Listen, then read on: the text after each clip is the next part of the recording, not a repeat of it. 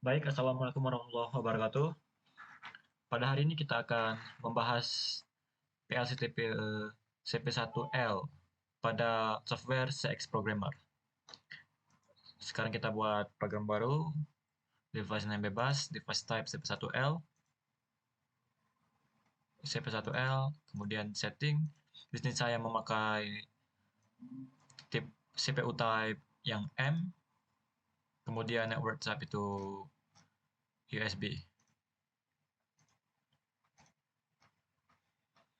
Oke, untuk mengetahui tentang PLC tipe CP1L, kita sekarang masuk ke I/O memory reference untuk melihat input dan outputnya. Di sini kita klik CP1L.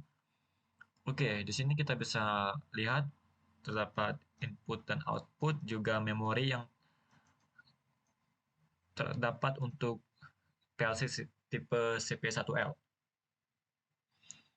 Kita lihat juga di sini bahwa PLC tipe CP1L memiliki dua tipe, ada CP1L biasa dan CP1LE. CP1L biasa itu tidak memiliki built-in Ethernet, kemudian CP1LE memiliki built-in Ethernet. Tapi kita akan membahas tentang CP1L yang biasa terlebih dahulu. Oke, di sini untuk jumlah input output, ya bisa kalian lihat jika 60 I/O points dia memiliki 3 channel 0, 1, 2. Begitu juga dengan output 3 channel 100, 101, 102. Dan untuk CIO area itu 0 sampai 99 yang sama dengan CIO pada PLC tipe CP1E. Untuk output 100 sampai 109 ini bisa kalian bandingkan sendiri apa perbedaan dengan PLC tipe CP1E yang telah kita pelajari dulu. Oke.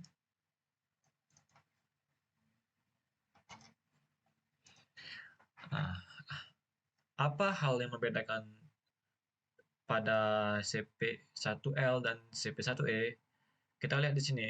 Di sini terdapat function blocks. Pada PLC tipe CP1E tidak ada function blocks. Oke, baiklah. Apa itu function blocks? Function blocks itu merupakan suatu blok program yang bisa kita program melalui ladder diagram maupun structure text. Jadi function block itu berfungsi seperti instruction yang bisa kalian lihat kayak seperti ini. Kita tinggal memasukkan jenis instruksi. Misal timer.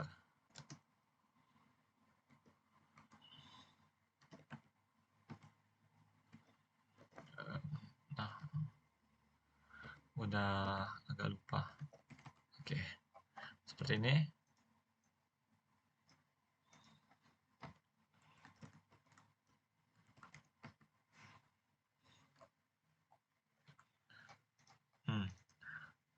Jadi untuk memasukkan function block, kita bisa membayangkannya seperti instruksi. Jadi kita bisa membuat instruksi kita sendiri yang kita program dengan function blocks. Di sini kita bisa lihat ada simbol new function block call. Oke, langsung saja kita praktekkan. Buka function block, ladder. Misalkan kita membuat sistem running LED otomatis. Running LED automation.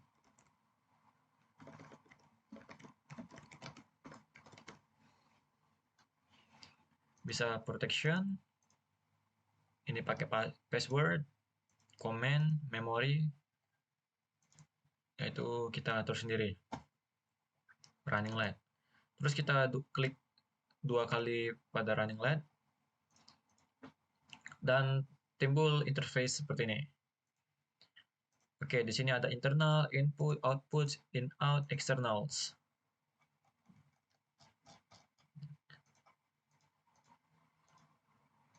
Internal ini berarti dia hanya terdapat di dalam function blocks, jadi tidak bisa digunakan di output. Maksudnya di function lain atau di dalam program umum. Untuk input, input ini untuk digunakan di input pada saat function block dipanggil. Untuk output, itu output pada saat function block dipanggil. Dan in out itu terdapat input dan output pada saat function block dipanggil. Oke. Untuk mendeklarasikan internal, input, outputs, in out, atau external, kita hanya perlu, kita bisa memasukkan variabel dengan mengklik kanan pada mouse dan klik insert variable. Nah, di sini terdapat nama, data type, internal, dan lain-lain. Oke, misal kita mau pakai input tombol start. Kita deklarasikan sebagai boolean karena start itu merupakan input on off, dan penggunaan itu kita akan menggunakannya pada program utama, input, command, start, button. Oke. Sini sudah kita deklarasikan di input start. Nah, kita juga bisa dengan langsung mendeklarasikan suatu input atau yang lain-lainnya langsung pada rung. Oke, misal kita klik start tadi, anggap sudah mulai. Kemudian kita masukkan instruksi set. Nah, di sini mungkin kita masukkan master.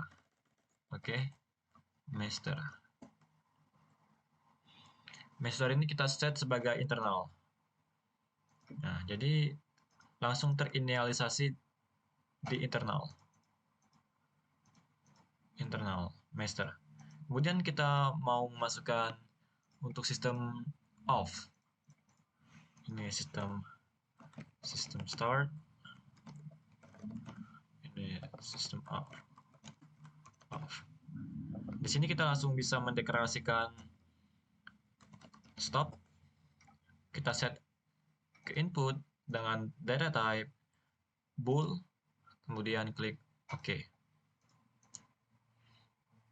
Kemudian kita masukkan instruksi set dan outputnya sebagai master. Oke. Sekarang kita buat sistem running LED. Master, langsung buat output sebagai outputnya lampu 1. Nah, kalau output kita harus deklarasikan sebagai output sebagai di usage-nya agar bisa kita sinkronkan dengan output pada hardware. Oke. Di sini tambah timer lagi, tambah timer itu timer 1, dan untuk waktunya kita set sebagai 3 detik saja, 3 detik timer internal. Oke, untuk timer ini kasusnya bisa berbeda ya, karena kita tidak dapat memonitor hitungan timer dari sistem luar, dari sini. Jadi kita harus memonitor timer langsung dengan membuka function block-nya. Mungkin nanti akan saya lihatkan saat program sudah jadi. Oke, sistem timer, kemudian output lagi. Di sini kita buat lampu 2, output,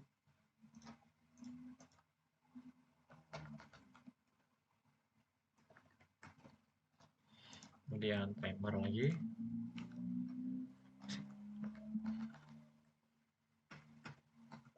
Oke, timer 1.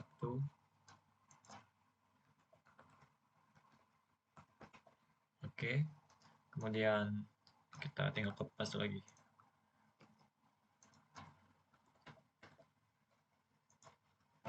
Sini timer 2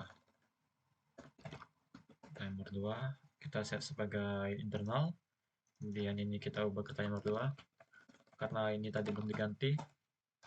Oke, timer 2, ini lampu 3 kita set sebagai output, dan ini timer 3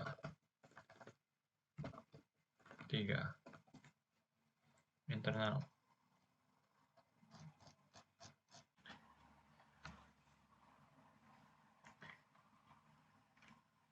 Oke, di sini error karena saya salah mendeklarasikan tipe data untuk timer 2. Oke, di sini kita deklarasikan sebagai timer.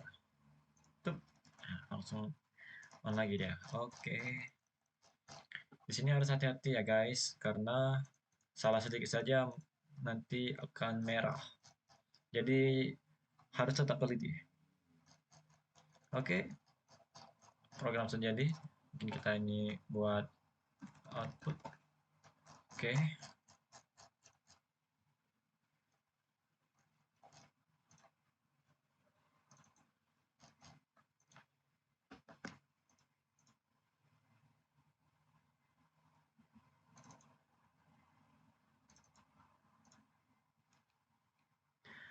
Sekarang kita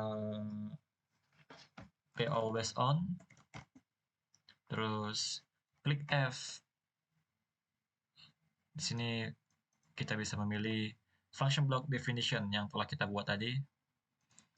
Untuk instance-nya ini bisa kita isi running light 1. Di sini kita bisa lihat terdapat start, stop, lampu 1, lampu 2, lampu 3. Ini seperti yang kita deklarasikan tadi. Start itu 0, stop itu 0.1,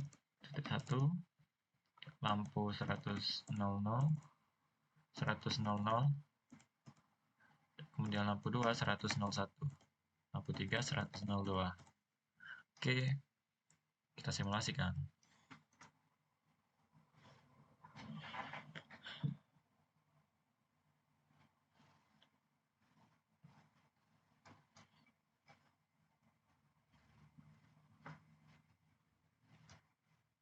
Oke, di sini masih loading.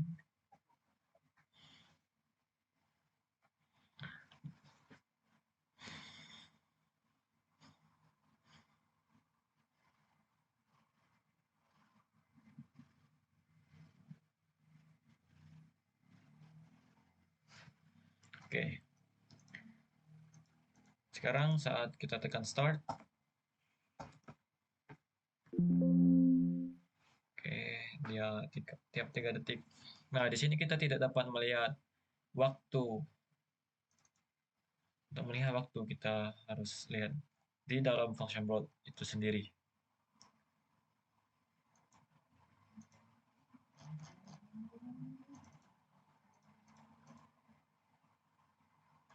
Oke.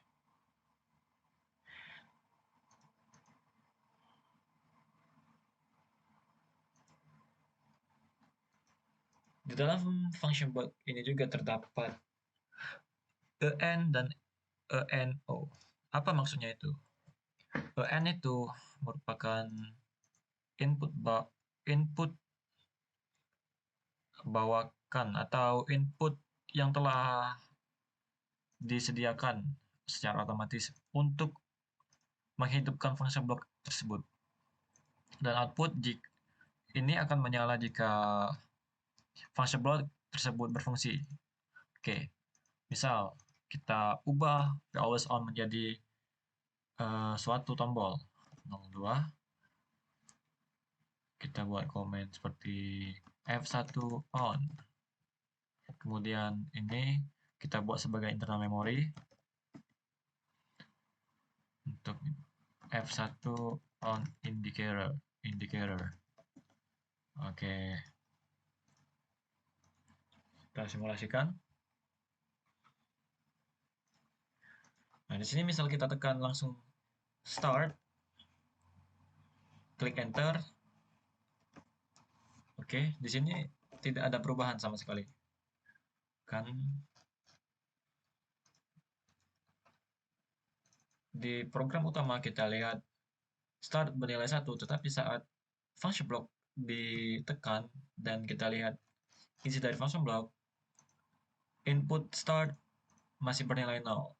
Dikarenakan n belum dialiri arus atau belum bernilai 1.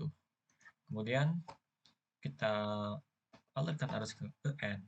Nah, di sini function block sudah beroperasi dan siap digunakan dengan indikator W00 menyala. Oke.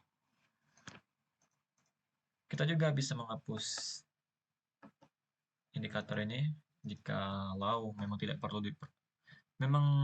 diperlukan, dan ya ini set ke always on. Ini untuk running load pertama, ini running load kedua. Running load 1, running load 2. Tinggal mengubah sisi input outputnya saja. Start 2, stop 2, ini 103, lampu 1, 104, lampu 2. Oke, salah 4, lampu 2, 101 diubah lagi di sini. Kemudian yang terakhir lampu 3. Oke. Di sini kita sudah membuat 2 running light dengan sebuah function block.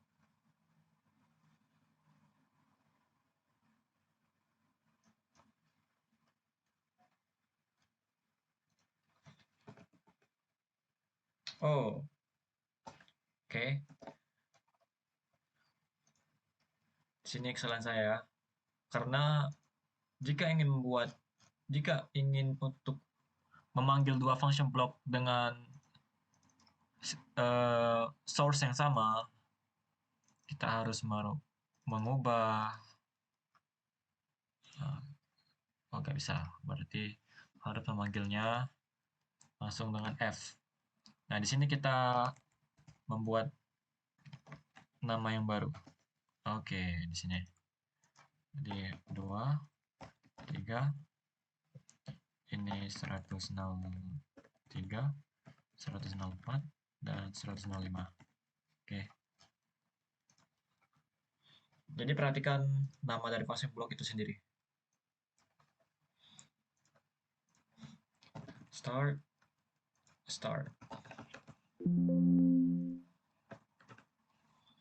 Oke.